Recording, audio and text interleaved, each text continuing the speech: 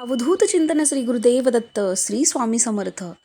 10 जानेवारी 2025 म्हणजेच आज आहे पुत्रदा एकादशी.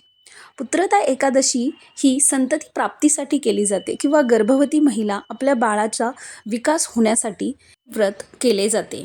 प्रथमतः सकाळी उठून स्नान करून तुलसीपत्र घेऊन भगवान विष्णूंच्या चरणी अर्पण करायचे आहे. जर भगवान विष्णूंचा फोटो नसेल, मूर्ती नसेल तर तुम्ही आपल्या बाळकृष्णांच्या चरणीसुद्धा अर्पण करून तुळशीपत्र त्यांच्या चरणी अर्पण करून ओम नमो भगवते वासुदेवाय नमः असे 11 वेळा जप करायचा आहे.